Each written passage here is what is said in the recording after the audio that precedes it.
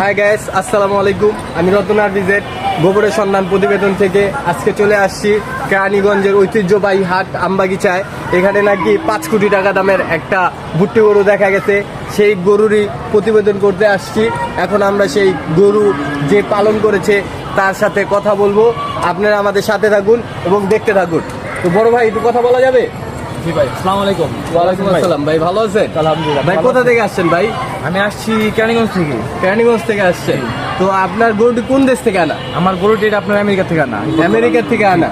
তো আপনার গরুকে যে এত দাম চাচ্ছেন, এই গরুর বিশেষত্ব কি? গরুর বিশেষত্ব এটার ভিতরে অনেক কাহিনী আছে। তারপর এটা একটা বংশমর্যাদাপূর্ণ একটা গরু।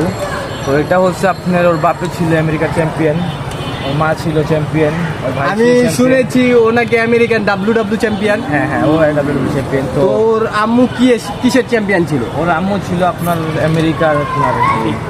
আমি যতটুকু শুনতে পেরেছি যে ওর আম্মু নাকি নটি আমেরিকার চ্যাম্পিয়ন ছিল। হ্যাঁ, নর্থ আমেরিকার চ্যাম্পিয়ন ছিল ওর আম্মু, আর ওর বাবা ছিল ডাব্লিউডাব্লিউ বক্সিং চ্যাম্পিয়ন।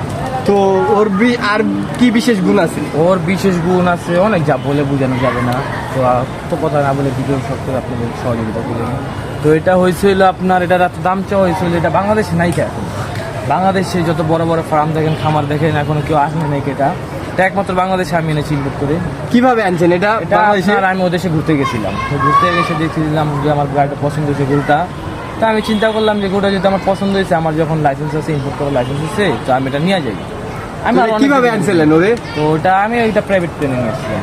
প্রাইভেট প্লেনে আনছিলেন? যেটা জি। তো এছাড়া গরুর মধ্যে কি কি বিশেষ গুণ আছে? গরুর মধ্যে বিশেষ গুণ বলতে আপনারা গরুটা দেখলে বুঝতে পারবেন, বলে বুঝানো যাবে না, ক্যামেরা ভিডিওতে করে বুঝাতে পারবেন না, কাস্টমারদের জনগণকে বুঝাতে পারবেন না, এটা আপনার দেখে বুঝাতে পারবেন। তো এটা হয়েছে কি আপনার, অনেক জায়গায় তো অনেক ফার্মে দেখেন কেউ স্বর্ণের চেন পরায়, কেউ নাকের দুল পরায়, কানের দুল পরায়। তো আমি এইসব করি না। তো আমি চিন্তা করলাম একটা ইউনিক কিছু করি। তো ইউনিক কিছু করি চিন্তা করলাম, আমি গোটা দেখার পর গোটা পছন্দ হয়েছে। তো আমার অনেকগুলো অপশন দিয়েছি। আমি ওখানকার লোকজনকে জিজ্ঞেস করছিলাম ভাই এটা ইউনিক কী করা যায়। তো ওই দেশের লোকে আমেরিকা লন্ডন তো চিনেনি কীরকম মানুষ। তো বলতেছে যে ভাই একটা সার্জারির মাধ্যম আছে, সবাই তো সবভাবেই নেয়। তো আপনি একটা কাজ করেন, আপনাকে একটা বুদ্ধি দিই। পরে বললাম যে আচ্ছা ভাই বলেন কী বুদ্ধি দিতে পারেন। তো পরে বলে ভাই সবাই তো আপনি মনে করেন কানের দুল ফিরনা, চোখের ভিতরে ফিরনা, নাকের পড়ায়। আপনি এক কাজ করেন, সার্জারির মাধ্যমে ওর বিচিটার সঙ্গে বানিয়ে নিয়ে যান। বিচি দুটো কি আপনি ফেলে স্বর্ণের বিচি ইনস্টল করছি? এটা আপনার সার্জারির মাধ্যমে।